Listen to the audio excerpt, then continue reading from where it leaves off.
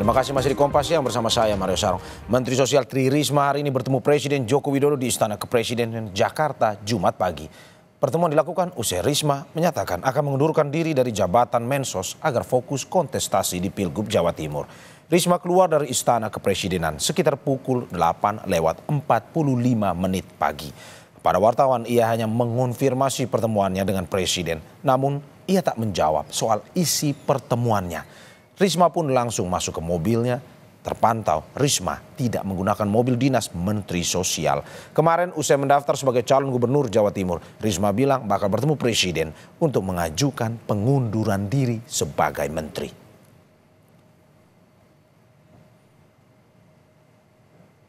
Untuk informasi selengkapnya sudah ada jurnalis Kompas TV, Cindy Permadi yang melaporkan langsung dari Istana Kepresidenan Jakarta. Cindy, selamat siang. Apakah Risma jadi mengundurkan diri usai mendaftar Pilgub Jawa Timur? Ya Mario, selamat siang. Jadi atau tidaknya memang masih jadi tanda tanya. Karena kemarin Risma memang sudah menegaskan kalau ia akan mundur dari jabatannya sebagai Menteri Sosial. Tapi ia juga menambahkan kalau kewenangan menerima atau tidaknya pengunduran dirinya itu adalah hak dari Presiden Joko Widodo. Nah pagi ini sekitar jam 8.30 ia sudah bertemu dengan Presiden Joko Widodo di Istana Merdeka. Pertemuan juga tidak berlangsung lama, mungkin sekitar 15 menit, di bawah 30 menit pada intinya. Pertemuan tadi selesai mungkin sekitar jam 9 kurang. Dan Risma memang tidak menjawab soal apa isi pertemuannya. Tapi kalau dari pihak istana sudah menegaskan pertemuannya adalah Risma melapor kepada Presiden Joko Widodo bahwa ia dicalonkan sebagai bakal calon gubernur dari partai politik dan sudah mendaftar ke KPU untuk berkontestasi di pemilihan gubernur Jawa Timur. Merespons itu kalau dari Presiden Joko Widodo sendiri, ia menghormati hak politik Risma sebagai warga negara yang bisa mencalonkan diri dalam kontestasi politik atau dalam Pilkada 2024. Pun juga sebenarnya Risma tidak diharuskan untuk mundur dari jabatannya. Ini juga sudah diatur dalam Undang-Undang Pilkada bahwa yang harus mengundurkan diri itu hanyalah anggota DPR, TNI, Polri, ASN, BUMN dan juga BUMD. Di luar itu tidak ada kewajiban untuk mengundurkan diri, termasuk Risma yang saat ini menjabat sebagai Menteri Sosial. Nah kemudian apakah akan mundur atau tidak? Terlepas dari ketidakwajibannya ya untuk mundur, tapi istana dan juga Presiden Joko Widodo tetap menghormati hak pribadinya.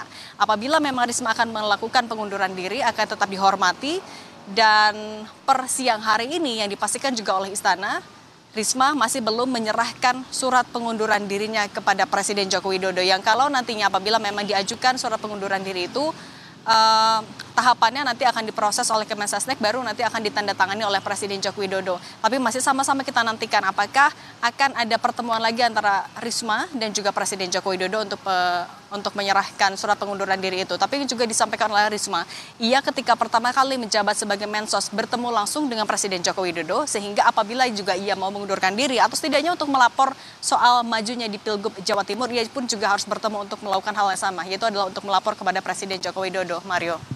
Mundur atau tidak adalah sebuah soal yang lain, tetapi apakah dengan majunya dua Menteri Jokowi di Pilkada mungkin apakah mempengaruhi kinerja pemerintahan?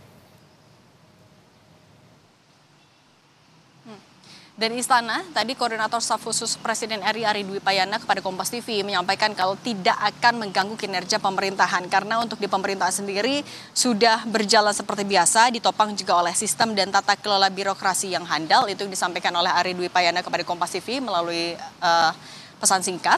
Dan kalau kita melihat juga sebenarnya hal serupa sudah pernah terjadi di Pileg maupun juga di Pilpres setidaknya. Misalnya kalau di Pilpres ada Prabowo Subianto yang juga masih menjabat sebagai Menteri Pertahanan tapi tidak mundur ketika pemilu berlangsung. Kemudian juga ada beberapa menteri yang saat itu juga menjadi tim sukses dari atau tim pemenangan dari calon presiden dan calon wakil presiden juga tidak mengundurkan diri karena memang aturannya hanyalah untuk mengajukan cuti saja, sehingga kalau dari pemerintah memastikan tidak akan terganggu karena ini bukan pengalaman yang pertama kali pun di setiap kementerian sudah ada dirjen-dirjen yang akan bisa menopang. Kemudian juga selain Risma, kita tahu ada Pramono Anung yang menjabat sebagai Seskap yang juga maju di Pilgub Jakarta. Kalau sejauh ini dari istana menyebutkan Pramono Anung sejauh ini belum mengajukan cuti juga kepada Presiden karena tahapan pemilu kada yang baru berlangsung masih di tahap pendaftaran dan nantinya di tahap penelitian persyaratan calon belum ada tahap yang mengharuskan untuk melakukan kampanye. Nanti